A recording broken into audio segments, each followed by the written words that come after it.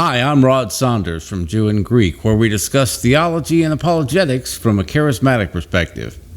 Over the past few months, I've been doing a series of videos on the book of James. So today, I'm covering the fifth and final chapter of James' epistle. At the end of chapter 4, James is addressing business people who disregard the will of God in their business plans. In the beginning of chapter 5, James is addressing the rich who oppress and exploit the poor. Come now, you rich, weep and howl for your miseries that are coming upon you. Your riches are corrupted, and your garments are moth-eaten. Your gold and silver are corroded, and their corrosion will be a witness against you, and will eat your flesh like fire. You have heaped up treasure in the last days. Indeed, the wages of the laborers who mowed your fields, which you kept back by fraud, cry out, and the cries of the reapers have reached the ears of the Lord of Sabaoth. You might recall that in chapter 2, James said that it's the rich who oppress the poor and drag them into court. He's not saying that all rich people do that, but that the people who do that are all rich. In a similar way, in this passage, he's addressing rich people who cheat people out of their wages.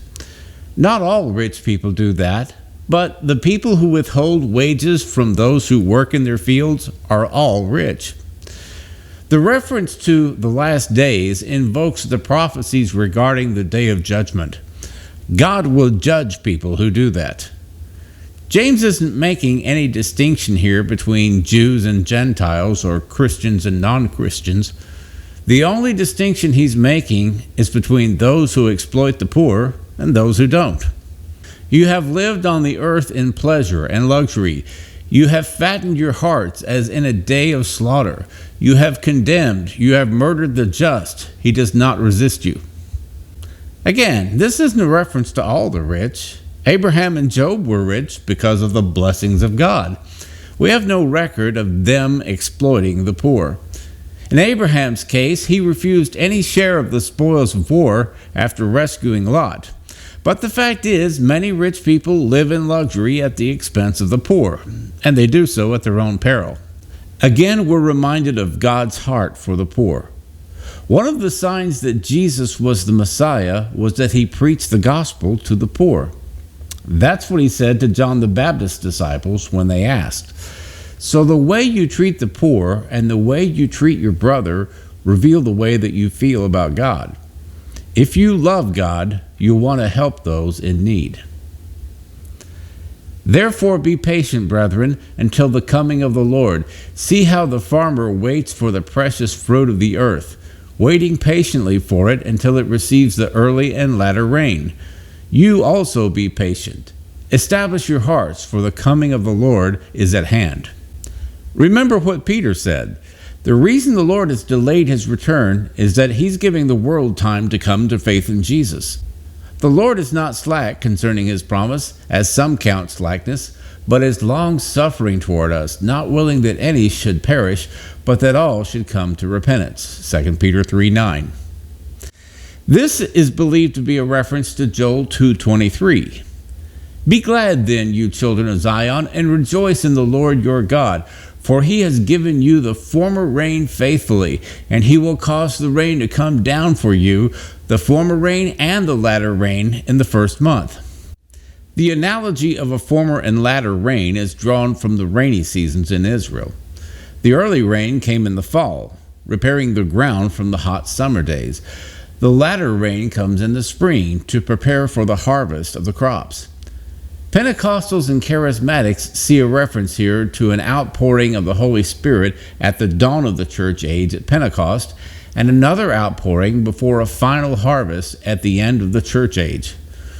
This interpretation would consider the Pentecostal movement that began at the dawn of the 20th century as the beginning of the latter rain. In the middle of the 20th century, there was a movement referred to as the latter rain movement, when ministers like Billy Graham, Oral Roberts, Jack Coe, and William Branham came to prominence. Although tens of thousands came to faith during that time, there was also a lot of unbiblical teaching that surfaced, which led to the movement's decline. Despite that, Pentecostals and Charismatics still gravitate toward the idea of an end-time outpouring of the Spirit that will result in a great harvest of souls. While Islam is still the fastest growing religion, most of its growth comes from the fact that Muslims tend to have large families who hold to the same faith. Christianity is growing at nearly the same rate as Islam, but that's due to the gospel spreading through nations like China and Iran, as well as the continent of Africa. Do not grumble against one another, brethren, lest you be condemned. Behold, the judge is standing at the door. My brethren, take the prophets who spoke in the name of the Lord as an example of suffering and patience. Indeed, we count them blessed who endure. You have heard of the perseverance of Job, and seen the end intended by the Lord, that the Lord is very compassionate and merciful. Here James returns to his theme of patience from chapter 1, along with a warning of judgment and his admonition to avoid strife. There was a belief in the early church that Jesus would return in their lifetime. As the years dragged on with no second coming, people began to grow impatient in the faith and contentious with one another. James is reminding them that the Lord's return will surely happen, but that they should consider why it's taking so long. The persecution they endured was nothing unique to them, because the prophets were also persecuted and yet remained patient. He then mentions the patience of Job and reminds the reader of Job's outcome. God healed him and gave him twice what he had before. So believers in Jesus can also look forward to an incredible outcome as a result of their patience and the godliness they display while awaiting the Lord's return. But above all, my brethren, do not swear either by heaven or by earth or with any other oath, but let your yes be yes and your no, no, lest you fall into temptation. This is likely a reference to Jesus' warning about oaths in the Sermon on the Mount. Again, you have heard that it was said to those of old, you shall not swear falsely, but shall perform your oaths to the Lord. But I say to you, do not swear at all, neither by heaven, for it is God's throne, nor by the earth, for it is his footstool, nor by Jerusalem, for it is the city of the great King. Nor shall you swear by your head, because you cannot make one hair white or black. But let your yes be yes, and your no, no. For whatever is more than these is from the evil one. Matthew 5:33 through 37. Swearing an oath was a common practice in that day, which led to many oaths being made without any real consideration of the obligation or the consequences of not keeping the oath. This isn't talking about marriage covenants or legal proceedings. It's talking about flippant sayings like, I swear on a stack of Bibles, or I swear on my grandfather's grave. In Acts 23, a band of Jews made an oath not to eat or drink until they had killed Paul.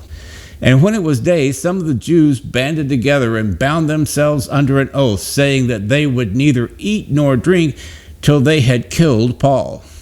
Well, they didn't kill him, so either they died of thirst or they broke their vows. This was typical in that day, and Jesus was warning against making frivolous oaths like that. Our words have consequences. So as believers, we need to develop the habit of thinking before we speak.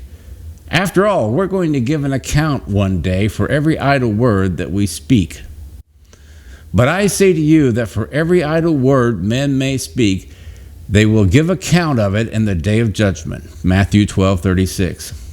Is anyone among you suffering? Let him pray. Is anyone cheerful? Let him sing psalms.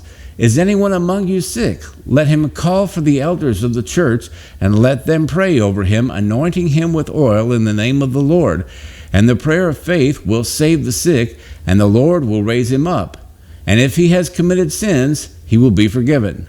Confess your trespasses to one another and pray for one another that you may be healed.